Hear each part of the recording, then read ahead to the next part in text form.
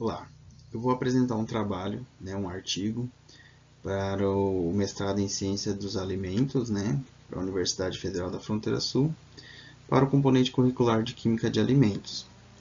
O presente artigo é uma presença de hidrocarbonetos policíclicos aromáticos em produtos alimentícios e a sua relação com o método de cocção e a natureza do alimento. Então, um pouquinho da introdução. Hoje, diversos poluentes contaminantes aí estão relacionados à doença câncer, a carcinogênese. Então, os hidrocarbonetos policíclicos aromáticos são uns contaminantes também que podem estar relacionados a esses problemas, essas doenças do câncer.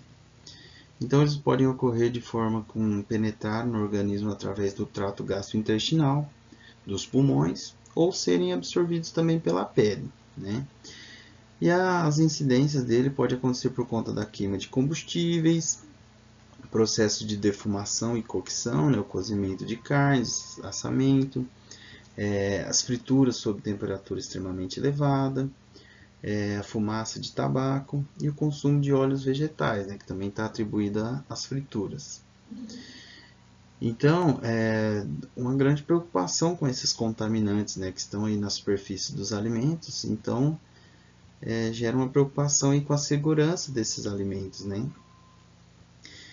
E esse presente trabalho foi realizado com a pesquisa em publicações ali relacionadas aos HPAs, os hidrocarbonetos, que estivessem em relação com o metabolismo, a carcinogênese, ou a composição dos alimentos, o modo de cocção, as condições de armazenamento e conservação e também com contaminação ambiental.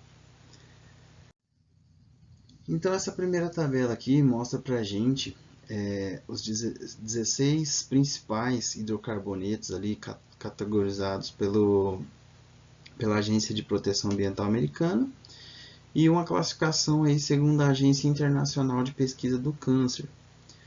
Então, nessa primeira coluna aqui, a gente pode observar todos os compostos, os hidrocarbonetos. Nessa segunda coluna, a gente apresenta para a gente a genotoxicidade de cada um. Então, nós temos alguns positivos, outros que estão questionáveis ainda, e alguns com potencial negativo ainda. Também foi realizada essa classificação, segundo a Agência Internacional de Pesquisa do Câncer, com a possibilidade aí de carcinogênese. Então, por exemplo, naftaleno, possivelmente carcinogênios, alguns ainda não são avaliados, não classificados, e um destaque aqui para o benzopireno, que possui carcinogênico. E aqui nessa quarta coluna apresenta para a gente a quantidade de anéis aromáticos presente em cada estrutura de cada composto, onde alguns possuem 2, 3, 4, 5, 6 anéis aromáticos. Então, de 2 a 3 anéis aromáticos são considerados de baixo peso molecular, acima de 4 eles contribuem com alto peso molecular.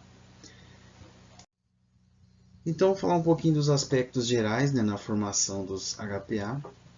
Eles possuem uma baixa hidrossolubilidade e geralmente são muito lipossolúveis. Então, eles têm bastante interação com lipídios, E a sua ocorrência acontece por combustão incompleta ou por conta da pirólise de matéria orgânica, degradação dessa matéria. E as condições ali para ocorrerem, o tipo de biomassa presente, a pressão, a quantidade de oxigênio disponível e principalmente o calor. O calor é bastante incidente aí nessa formação desses compostos. E aqui ao lado a gente pode observar as estruturas de cada hidrocarboneto. Aqui a gente pode ver, por exemplo, o naftaleno com 2 anéis aromáticos, antraceno com 3 anéis aromáticos, o pireno com 4 anéis, o criseno também, bastante conhecido, com 4 anéis. Aqui também com 6 anéis a gente pode ver o pirileno, com 5 anéis o dibenzoantraceno, né? E nos alimentos e os HPAs.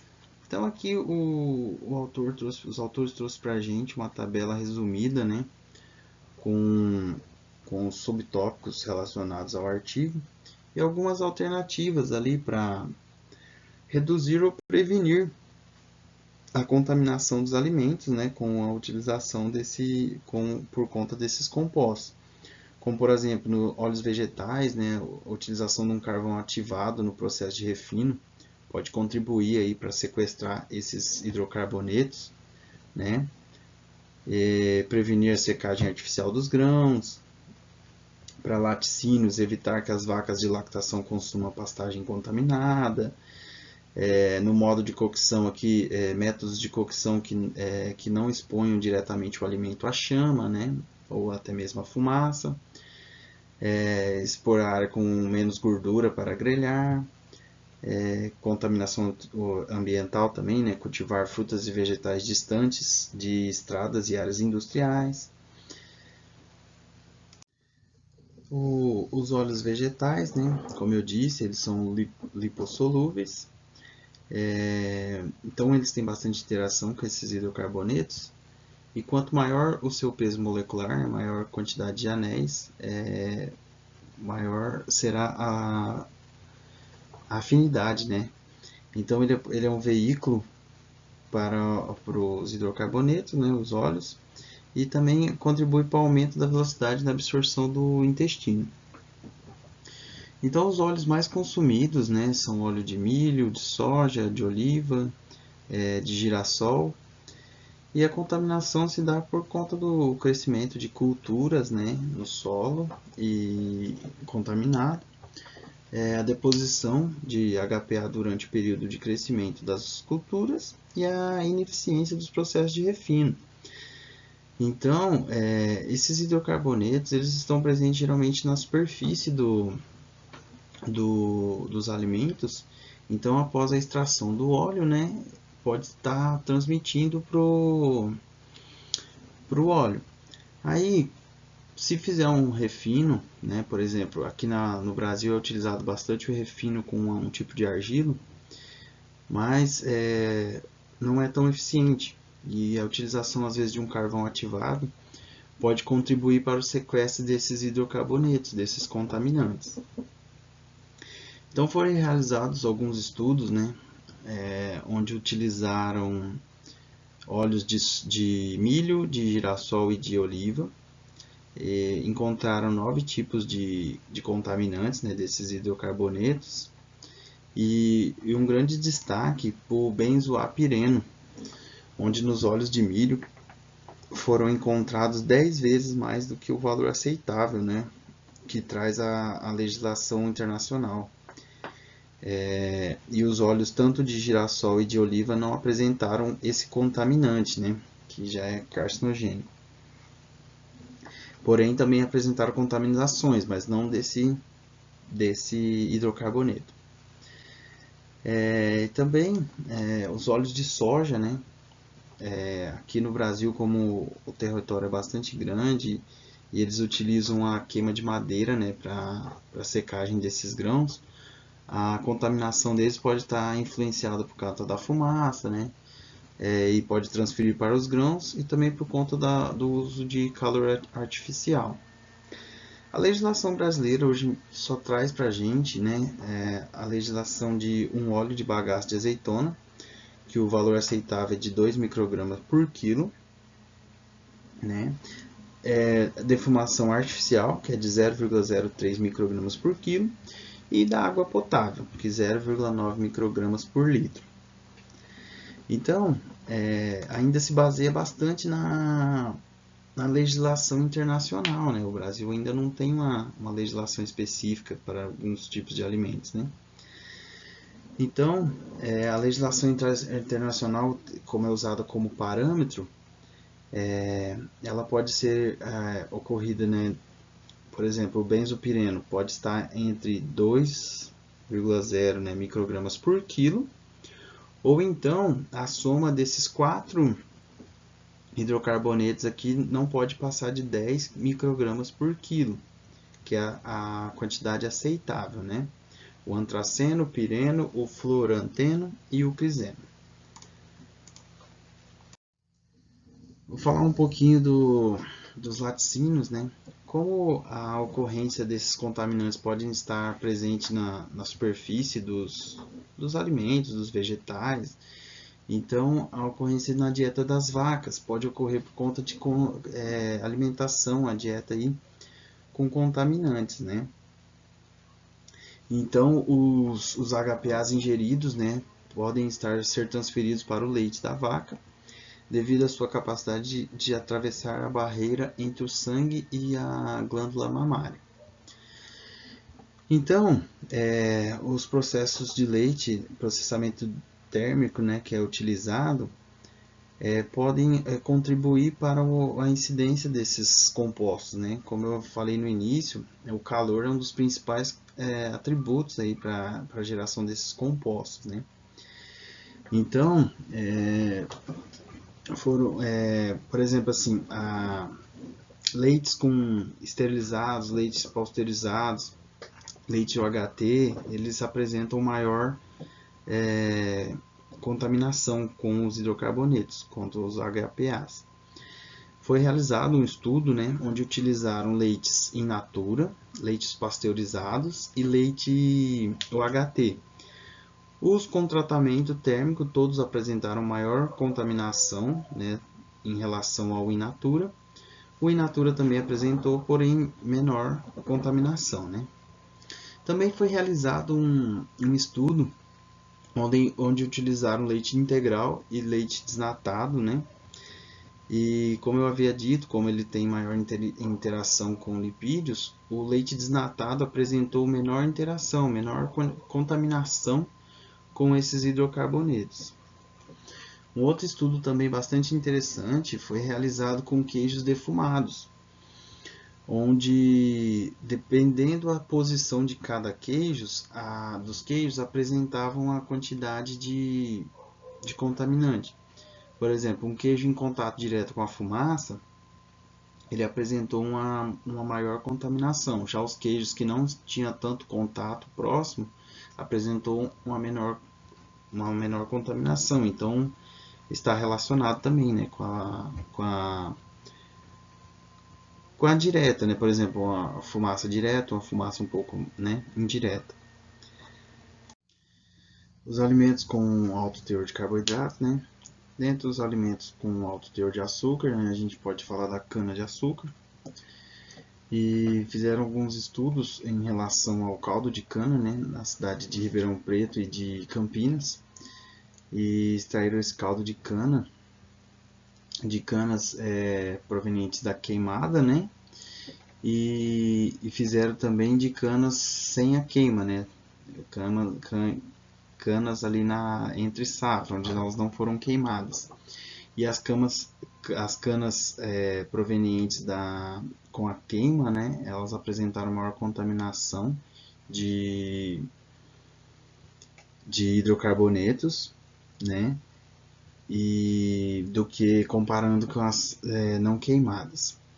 Também foi utilizado uma lavagem, né, antes da extração desses caldos, e as canas lavadas apresentaram menor teor, de contaminantes.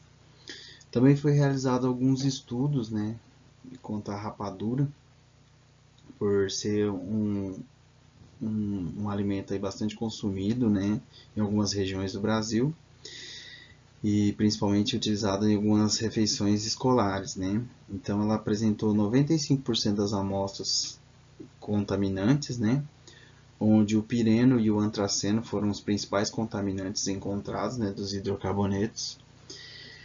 E as regiões que mais apresentaram contaminações foi a sudeste, seguida da região centro-oeste e da região nordeste.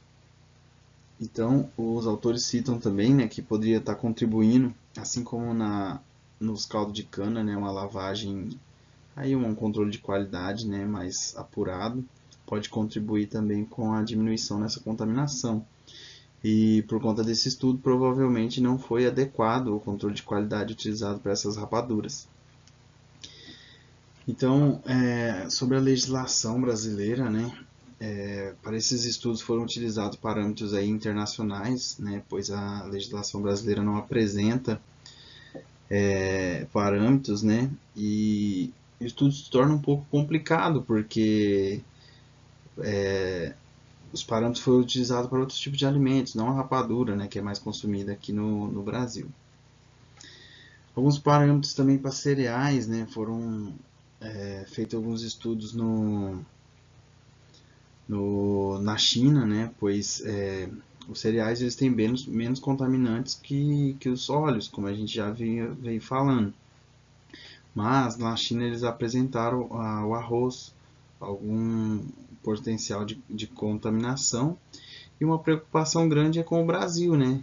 Claro que lá na China a poluição é bem maior, porém no Brasil a gente consome muito arroz, né? Então é uma preocupação aí para a nossa população. E também alguns dados dessa legislação europeia, né, apresenta que o chocolate e a manteiga de cacau apresentam bastante contaminação por conta desses hidrocarbonetos. Então vamos falar um pouquinho do modo de cocção, né, que eles contribuem bastante para a formação desses hidrocarbonetos.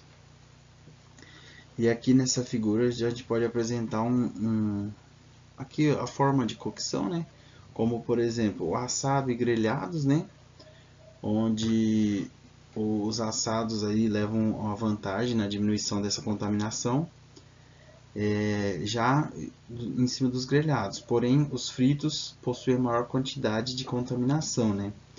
Então, alimentos assados apresentam menor formação de hidrocarbonetos em comparação com os grelhados. Em relação ao forno a gás e forno a carvão, também o forno a gás recebe aí uma certa vantagem ao forno a carvão, pois a fumaça, né, gerada ali na pirólise da gordura, que derrete e goteja sobre o carvão durante a cocção, deposita o hidrocarboneto sobre o alimento. Então, como o forno a gás, né, não ocorre isso, ele tem uma certa vantagem aí na formação desses hidrocarbonetos. E também para a escolha do carvão utilizado, né, por exemplo, para um churrasco, né, o carvão de casca de coco é mais indicado que esse carvão comum, que é utilizado, que é mais vendido. Então, o carvão de casca de coco ele promove menor liberação da chama, né, e fumaça, além de absorver gordura e que goteja sobre ele. Então, bastante interessante esse carvão de casca de coco aí. Também uma visão aqui sobre as vias de contaminação geradas, né, por calor direto ou indireto. Então, as vias de contaminação, né, a fumaça de combustão aí, que é a via principal, de uma queima direta. Já por conta da pirólise, né, desses macronutrientes, dessa deterioração desses componentes, né, os carboidratos, proteínas, lipídios, parte de uma via secundária, queima direta ou indireta, ou uma menor contribuição para o aumento desses níveis de hidrocarbonetos. Então, falando um pouquinho da contaminação ambiental, né? Como eu havia dito, um alimento com uma maior superfície aí, ele pode estar carregando mais contaminantes em relação aos alimentos menores, né? Então foi realizado um estudo onde utilizaram maçã, pera, uva, alface, tomate, couve. Todos apresentaram, né, contaminação, porém a alface foi com a maior presença de contaminantes por conta das suas folhas grandes, né, maior superfície ali, maior área, então possuía mais contaminantes. Também foi realizado um estudo onde derivados de peixe de água doce, peixe de água salgada, molusco, algas, camarões e caranguejos também apresentaram contaminações. E o transporte do HPA pelo ar é influenciado pela sua volatilidade, uma vez que os compostos de 2 a 3 anéis aromáticos em fase de vapor Os de 4 anéis eles apresentam uma fase ali intermediária, e os de 5 ou mais anéis são encontrados predominantemente nos particulados, né? Que são a poluição.